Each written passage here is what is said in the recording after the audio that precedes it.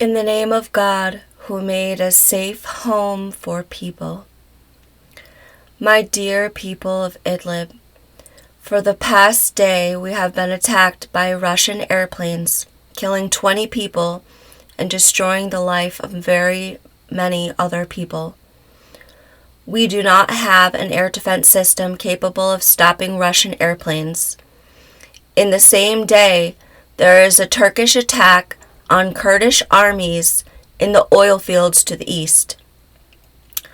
There is a business cooperation of Russia and Turkey to export gas to Europe.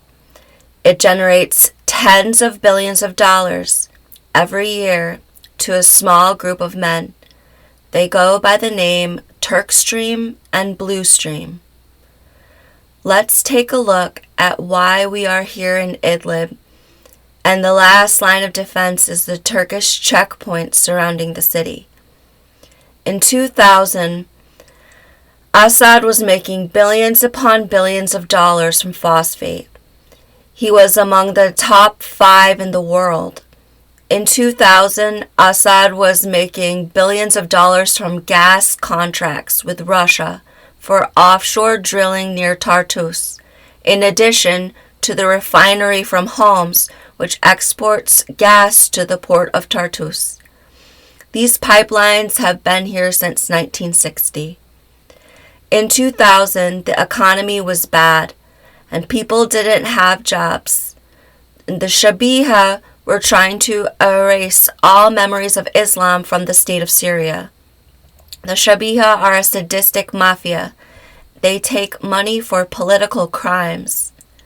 There was billions upon billions of dollars coming into the presidential palace. Nothing was invested into the economy or the infrastructure of the country. These are the natural resources of the country. They are needed for the development of business infrastructure to power the economy, which is industrial machines requiring millions of tons of iron and gas to build and operate. Our electrical power stations, our high voltage electrical transmission lines, our network infrastructure, our transportation infrastructure. This is the right of the country.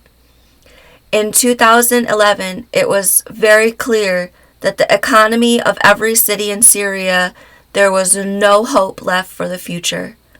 Teenagers and school kids came onto the streets to protest the economy and Assad's Alawi mafia.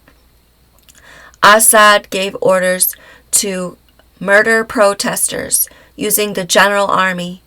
Assad sent security forces to capture all the youth from protest cities. Assad murdered hundreds of thousands of political prisoners. It will be the dictator's own men who bring him to his knees. In 2012, Colonel Riyad al-Assad got the needed foreign support to open the Free Syrian Army. Throughout 2012, many of Assad's men took weapons and escaped to join the Free Army. Suddenly, in January of 2013, there is a series of important events. Jabhat al-Nusra, led by Jolani, grabs the Taftanas airbase in Idlib. The Kurdish armies attack Assad's armies in Hasaka and grab the oil fields. In March, the Free Syrian Army with leader Abu Azam takes Raqqa. And in the end of the year of 2013, the Islamic State, led by Abu Bakr al-Baghdadi, grabs Mayadeen military base in Deir ez-Zor and the Al-Omar oil fields. When the United States sees what the Islamic State is doing, they go crazy and cause an internet blackout across the entire country of Syria for 2 days. They said it was Assad that did it to himself. Years later, we find the Americans occupying this same base and oil fields. Throughout 2014, Obama and the Americans carried out their campaign to take control of the oil fields. They could not get boots on the ground because the Americans were angry about what happened in Iraq. Obama chooses to use the drones and remote controls to carry out the bombings. This was very difficult and expensive because Obama was trying to get oil fields and he was afraid to break the machines and pipelines. The Islamic State continued north to the Shar oil field and to Raqqa, taking control of all the oil fields. Obama was busy with the remote control drones. All of Syria migrated north because $4 trillion of bombs were being dropped across South Syria and northern Iraq. 5 million Syrians have run from Assad, and 2 million more Syrians are now running from the American bombs and Islamic State occupation, which is happening across half of the country. The only place to run is north. Now, half of the country has been displaced from his home. They are sleeping anywhere they can. In 2013 and 2014, Assad's oil fields in all of Syria were cut from his hands. In 2015, 6 leaders answered the call to save all of the people of Syria with one battle. It is the Battle of Idlib, March 2015, by Jaish al-Fatah.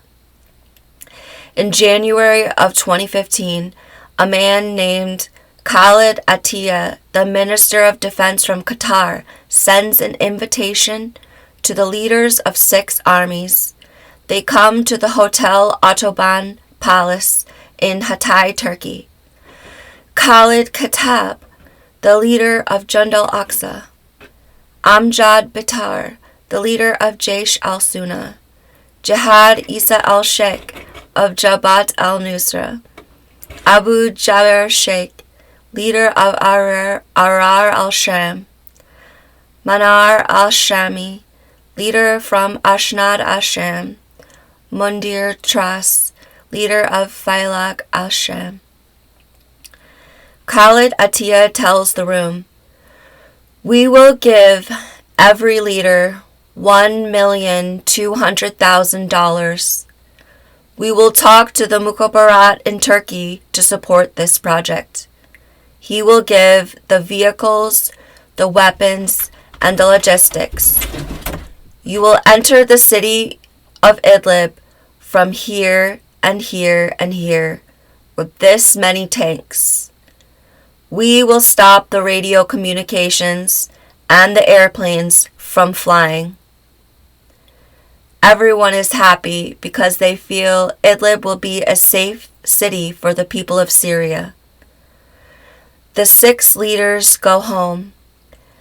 Every Monday and Thursday, 2 or 3 trucks arrive, sometimes 4 or 5, to the Bab el-Hawa border crossing and the secret door in Atma. This continues every week for 1 month. The trucks are 60 meters long, very big. 16. Every one army gets 10 or 20 Toyota pickup trucks, 10,000 RPG with 100,000 ammunition, Kalashnikovs and ammunition. Every army gets 5 to 10 howitzers, 120 millimeter rockets, some Katyusha Model 107, and Grad rockets are given. Jolani's army could not go to the border to get the supplies.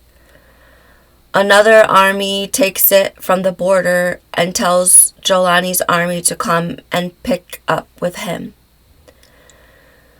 The command center for the 6 armies is named, forming the Army of Conquest Operations Room, Jaish al-Fatah. The Turkish stop all radio communications around Idlib, and no airplanes can fly. None of Assad's airplanes can fly. The Assad soldiers cannot talk with Damascus. Abu Omar al-Sarakeb is in the operations room. The people know his name is Abu Hajar al-Hamsi. Talking with the leaders on the ground. All is ready? Okay, we all start now at 5 in the morning after we pray Fajr. All run to Idlib city and start to use the howitzers and the rockets, using Jahim, something that's the same as the howitzers. They attack very much, and each army enters from a different road. When they enter the homes in the city, all the Assad soldiers start to run away. They jump in their cars.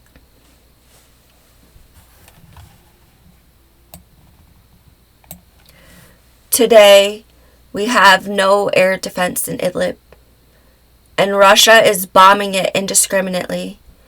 Russia is pumping gas from the ocean floor and pipelining it from the Homs refinery. The military university in Homs was bombed because the teenagers in Homs are afraid to fight to save that city. They know it's an important gas terminal for Iran, Iraq, Damascus, and Russia, as well as any country buying it from the port of Tartous. Homsi people don't want to fight for gas. Every news outlet in the English language thinks it was a drone attack. Here in Idlib, we require an air defense for the city. It is something we have been denied since the city was captured from Assad soldiers. We have a sovereign right to an international airport and an air defense. Our citizens need travel passports. It's written on the International Human Rights List. We have a sovereign right to the financial assets of the country, which are the natural resources needed to buy infrastructure for the economy. We cannot be denied. The business contracts for Syria's natural resource trade must be written to share profits with the city of Idlib and distributed equally to all of the free North Syria. No man can be allowed to take ownership of natural resources because it is a falsehood to say that one man has more economic power than a city of people. Peace to the families of the martyrs and freedom for the detainees. The liars will be losers. Allahu Akbar.